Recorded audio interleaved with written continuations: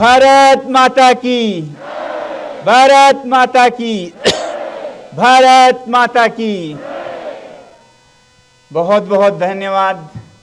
आज यहाँ लेह के नवांग दुर्जे तोपदान स्टेडियम में आप लोग एक धन्यवाद सभा में आए हैं, तो मैं ये आज का धन्यवाद अर्पण करूंगा उन लाखों बल्कि करोड़ों भारत के नागरिकों का जो कि गुमनाम हैं, बेनाम हैं, अपने अपने शहरों से जो उनसे बन पड़ता है वो कर रहे हैं लद्दाख के समर्थन में। आप सबको मेरा सलाम, आप सबको मेरा नमन कोटि कोटि। लद्दाख के समर्थन में जितने लोग अभी तक जुड़े हैं और जुड़ रहे हैं, जो सड़कों पे आए हैं, बहुत शहरों में तो सभाएं कर रहे हैं, अनशन कर रहे हैं हमारे साथ। आज सुबह मैंने वीडियो कॉन्फ्रेंस से एक सज्जन का अनशन तोड़ा जो पुणे में 10 दिन तक अनशन पे रहे लद्दाख के लिए। उनका अनशन हमारे साथ उन्होंने ख़त्म किया। तो उन सब को मैं लद्दाख की तरफ से हार्दिक धन्यवाद देना चाहता हूं। और वैसे तो होना भी चाहिए, हम एक देश हैं, एक जनता हैं पूरे भारत की। तो जब एक हिमालय पे संकट हो तो पूरे भारत का संकट है, और ऐसा ही आपने प्रतीक दिया इस तरह से लद्दाख के इस आंदोलन के साथ जुड़कर। तो लद्दाख की पूरी जनता, बल्कि लद्दाख के पहाड़, लद्दाख के ग्लेशियर, लद्दाख के फूल, पत्ते, पक्षी, पशु सब आपका धन्यवाद करते हैं। अब जरा बात करेंगे हम क्यों हम ये आंदोलन कर रहे हैं। बचपन में हमें सिखाया गया था कि अपना हक मांगना सीखो, अपना हक लेना सीखो, मांगने से भी ज्यादा लेना सीखो जो आपका हक है। वचन का पालन करना सीखो, वादों को निभाना सीखो, सच्चाई पर चलना सीखो। ये सब हमारे विद्यालयों में, भारत के पाठ्यक्रम में हमारे शिक्षकों ने हम में ठूस ठूस के भरा है। और अब नहीं होता हमसे जब कहीं अन्याय हो और वो हम पे ही हो, तो और भी आवाज़ उठाना नेचुरल है, प्राकृतिक है। तो ऐसा ही कुछ ज़रूरत लद्दाख में पड़ी है, क्योंकि लद्दाख में जैसा आप लोगों को मालूम है, लद्दाख का ये पर्यावरण बहुत ही संवेदनशील है, नाजुक है, बिगड़ सकता है, बहुत अलग है ये बाकी देश से बल्कि दुनिया से।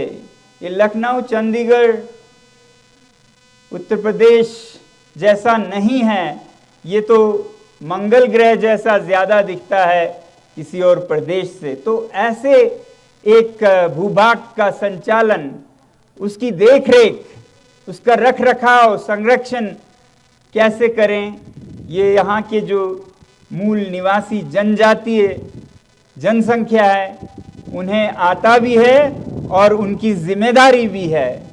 तो इन्हीं जिम्मेदारियों को निभाने के लिए जब लद्दाख जम्मू कश्मीर से अलग हुआ एक यूटी बनकर, तब हमने 2 उम्मीदें की थी। पहली तो कि इन पहाड़ों को, इन जनजातियों को संरक्षण 6वें शेड्यूल में मिलेगा, भारत के संविधान में जो रखा हुआ है भारत माता ने ऐसे पुत्रों पुत्रियों के लिए जो थोड़े अलग जीवन जीते हैं, पहाड़ों में हैं, कहीं जंगलों में हैं, जिन्हें हम इंडिजिनस पीपल, ट्राइबल पीपल या जनजातीय लोग कहते हैं।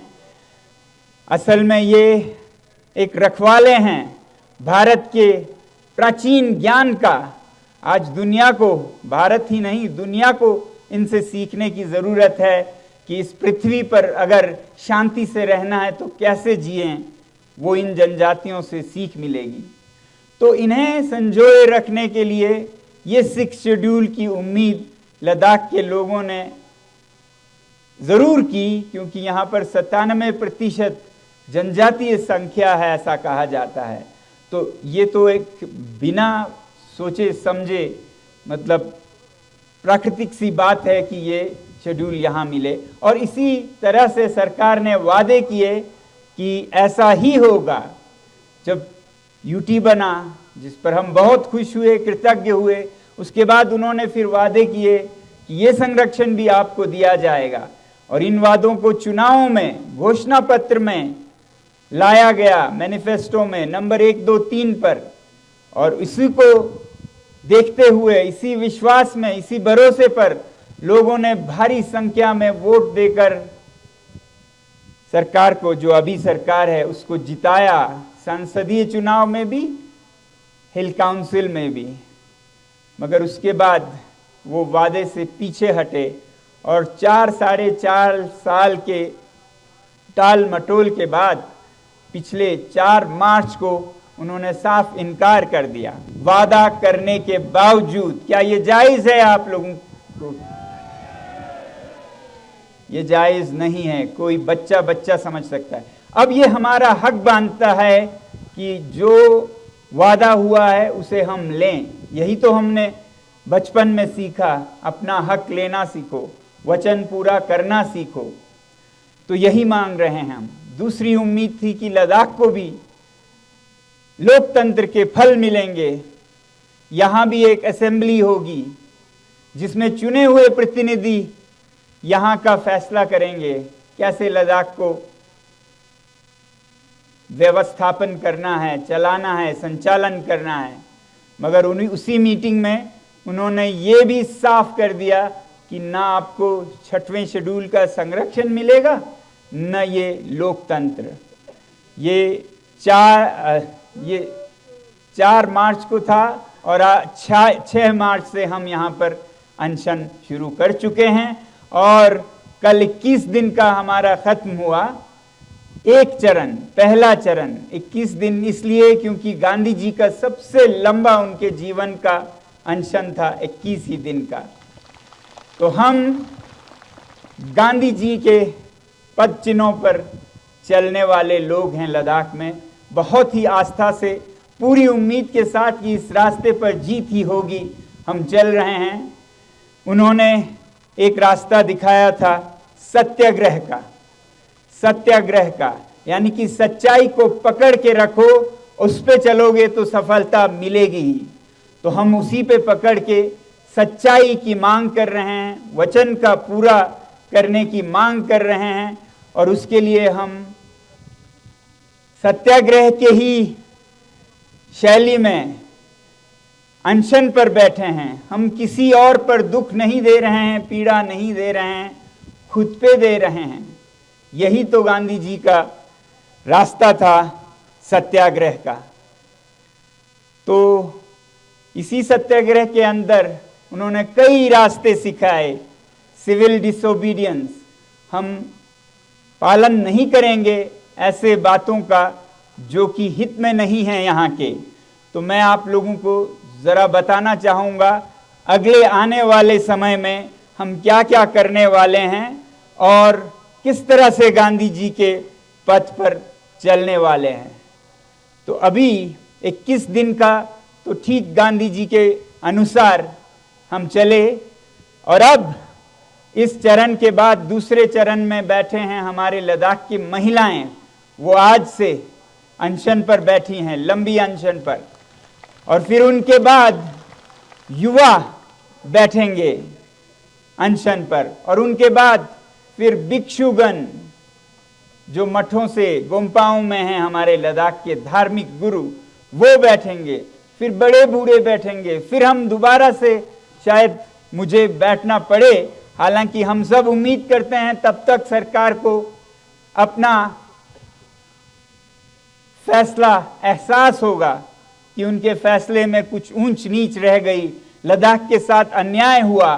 साफ साफ वादा करने के बाद सरकार खुद पीछे हट गई। ये उनको शोभा नहीं देती है। जो सरकार सच्चाई की कस्में खाती हैं और जो सरकार अभी फिर चुनाव में जा रही हैं गारंटीज के साथ, वो अपने घोषणा पत्र में क्या जवाब देंगे और क्या मुंह दिखाएंगे जनता से अगर लद्दाख का ये कहानी चलता रहा। तो इसलिए हमें बहुत उम्मीद है कि अगला चक्र सत्याग्रह का, अनशन का हमें न करना पड़े, उसकी हम पूरी उम्मीद करते हैं, मगर पूरी तरह तैयार भी हैं।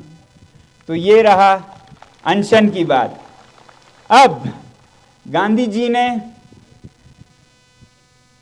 सिविल डिसोबीडियंस में खिलाफत करते हुए सरकार का डांडी तक जाकर नमक का आंदोलन किया था, जिसमें उन्होंने नमक बनाया, कानून, गंदे काले कानून को खिलाफत करते हुए। तो ऐसे ही हालत हमारे चांगतांग में हमारे चरवाहे भाई बहनों के साथ हो रहा है, जो कि दुनिया की सबसे कीमती पश्मीना के उत्पादन करते हैं, जिसे कश्मीर भी कहा जाता है। इससे महंगा दुनिया में लगभग कोई और फाइबर नहीं है। वो उत्पादन करते हैं। आज उन्हें अपने बकरियां, अपने याक बेचने पर मजबूर किया जा रहा है। यहां बहुत उनमें से अनशन में जुड़े, क्योंकि उनकी पीड़ा बहुत तेज है, क्योंकि उन पर गुजर रही है ये सब। तो उनके जो चरागे हैं, वो एक तरफ दक्षिण की तरफ से भारतीय औद्योगिक प्लांट्स, बिजली के, सोलर के, जो दसियों हजारों एकड़ में उनसे जमीन ले जा रही है। 20,000 एकड़ ले गए हैं और 20,000 मांग रहे हैं, यानी कि 150 स्क्वायर किलोमीटर उनसे मांगा जा रहा है, जो कि उनके सबसे अच्छे चरागे हैं। अब वो क्या खाएंगे? अगर उनके सारे चरागे ले गए तो वो तो जाएंगे, उनके साथ एक सदियों, हजारों साल पुराना एक परंपरा भी डूब जाएगा। तो उनके ये हक उनसे छीने जा रहे हैं भारतीय उद्योगों के जरिए भी। और इनमें से ये सबसे अच्छे उद्योगों में है सोलर एनर्जी का। हम चाहते हैं कि भारत में लद्दाख की ऊर्जा पहुंचे, मगर वो यहाँ के चांगपा समुदाय के समन्वय से पहुंचे, उनसे बिना पूछे जबरदस्ती ना हो, जो कि अभी हो रहा है। उनको कहा जा रहा है ये साहब आप खाली करेंगे, ये लेंगे तो लेंगे, नहीं तो कुछ भी नहीं देंगे, इस तरह से। जबकि 6वां शेड्यूल अगर उसका संरक्षण होता लद्दाख में, तो उनको पूछे बिना कुछ भी ना हिलता, घास का एक तिनका भी ना हिलता। तो इसलिए चाहिए लद्दाख के संरक्षण के लिए 6वां शेड्यूल। वो जरूर देंगे, क्यों नहीं देंगे? बिजली, लद्दाख की जो धूप है वो भारत के साथ क्यों ना बांटे, मगर वो अपनी मर्जी से, जहां उनके चरागे कम और ऊर्जा ज्यादा है, उस तरह से देंगे। मगर आज उनसे छीना जा रहा है, उनसे बिना पूछे। तो ये हमें देखना है जाकर कि क्या उनके साथ हो रहा है, उन्हें कैसे रोका जा रहा है। दूसरी तरफ उत्तर से चीन अपना अतिक्रमण बढ़ाए जा रहा है दशकों से, और हाल के सालों में तो हद से ज्यादा, और यह भी छुपाया जा रहा है।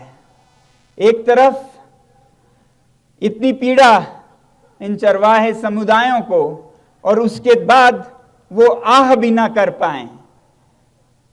अगर वो आह करें, अगर कोई कहे कि यहां पर जमीनें गई हैं हमारे जमीनों को बचा नहीं पाए हैं, तो उनको कभी देशद्रोही, कभी उनको धमकियां दी जाती हैं। जब हम ये कह रहे थे कि हम बॉर्डर की तरफ मार्च करेंगे, तो कई लोगों ने हमें भी आप देशद्रोही हैं ऐसा कहा। तो मैं कहता हूं, हाँ, हम आह भी भर लें तो हो जाते हैं बदनाम, वो कत्ल भी करें तो चर्चा नहीं होता। ये हालत है आज की सरकार की। हम पे जो जुल्म हो रहा है, हमारे सर कट रहे हैं, हम आह करें तो देशद्रोही बन रहे हैं। जो 4000 स्क्वायर किलोमीटर चीनियों को सौंप दे, चर्चा नहीं होती।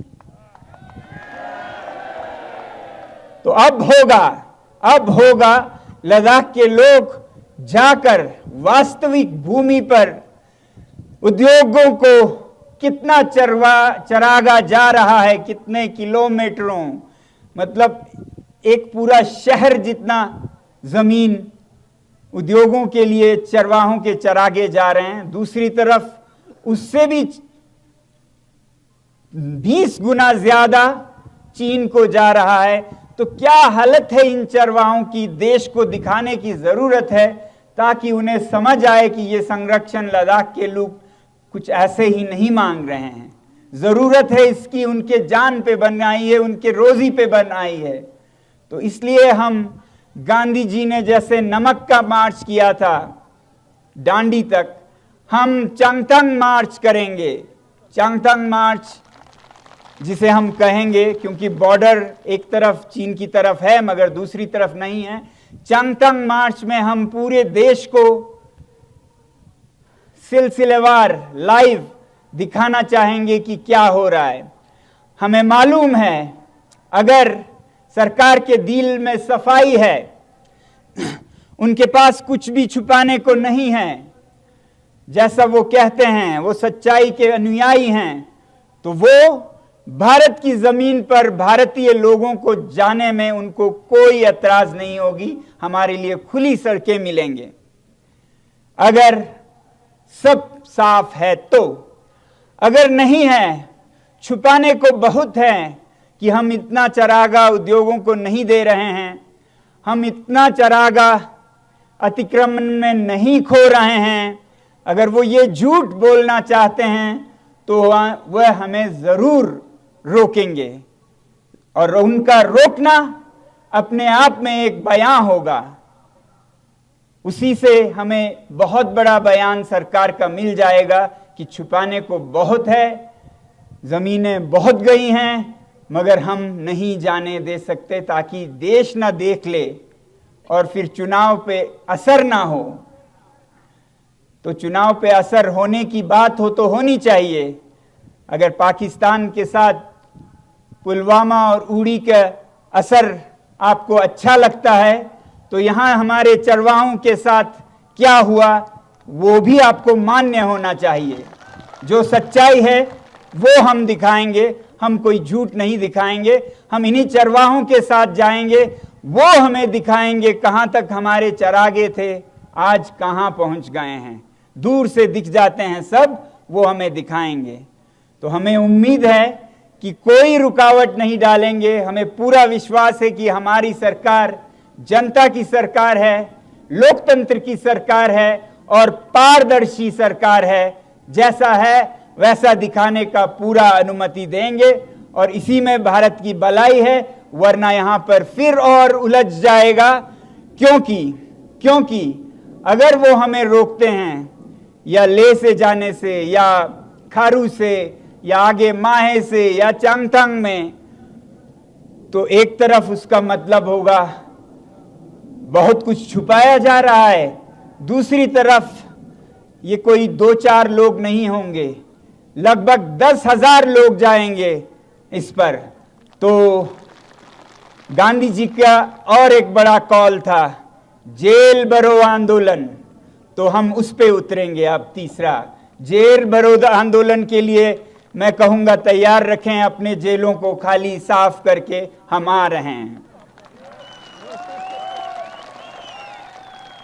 ये जेल भरो आंदोलन से अभी की ही सरकार ने बहुत लाभ उठाया, क्योंकि गांधी जी के दिखाए इन रास्तों पर बहुत सारे देश चले। दक्षिण अफ्रीका में नेल्सन मंडेला, उत्तर अमेरिका में उनका जो रंग भेद के प्रति आंदोलन था उसमें मार्टिन लूथर किंग, उन सब ने गांधी जी से सीखा। और एक सीखने वाले थे अन्ना हजारे जी। उन्होंने गांधी जी के इस पद पर 2011 में जेल भरो आंदोलन और सत्याग्रह अनशन का आह्वान दिया, क्योंकि वो करप्शन, भ्रष्टाचार के खिलाफ लड़ रहे थे। उस आंदोलन में तो भारतीय जनता पार्टी को सबसे बड़ा फायदा हुआ और 2014 में वो जीत गए, उनके पास सरकार पहुंचा।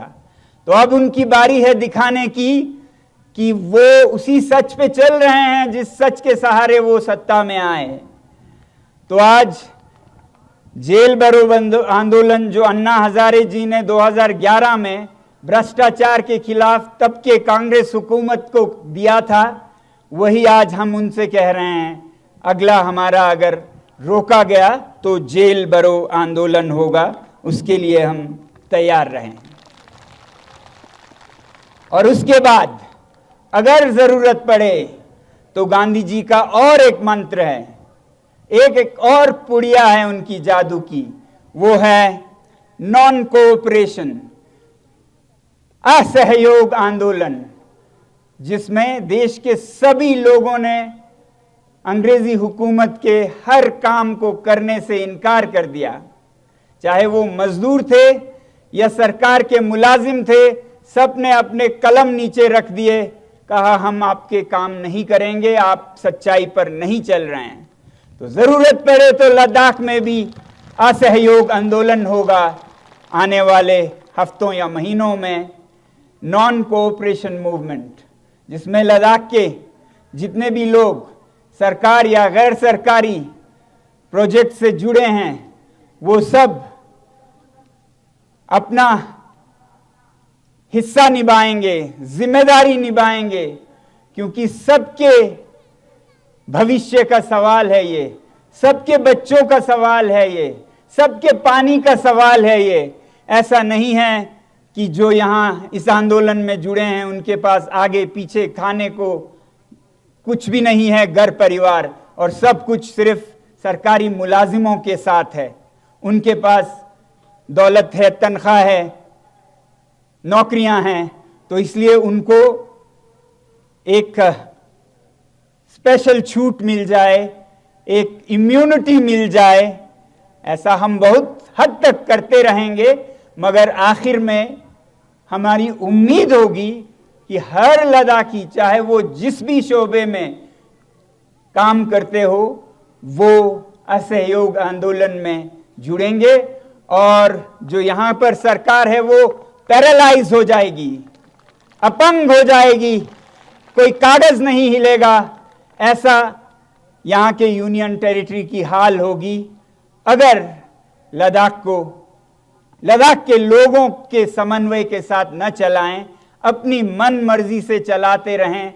जिस तरह से यहां पर कई लोगों ने बताया, मैं उसके विस्तार में नहीं जाना चाहूंगा।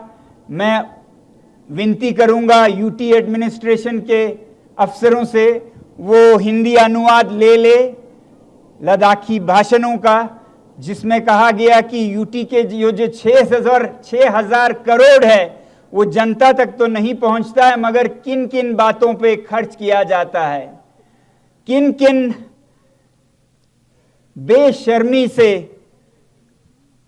सरकार के पैसे जो कि टैक्स पेयर के पैसे हैं उनको कहां खर्चें, उन्हें समझ नहीं आ रहा है। कहीं मैदान भरकर गाड़ियां, तो कहीं एक एलजी एक महल बनाते हैं, दूसरा एलजी उसको छोड़कर और एक महल बनाते हैं। हर महल इनका 30, 40, 50 करोड़ का होता है। और मुझे नहीं पता है, कहते हैं, मैं विनती करूंगा आप तहकीकात करें, टाइलें बदलवाते रहते हैं हर महीने, जो कि बिल्कुल नहीं होते। क्या भारत जैसा देश जहां पर कितनी ही जरूरत है इन पैसों की, ये सब कर सकता है? जहां जनता को कितनी मदद चाहिए शिक्षा में,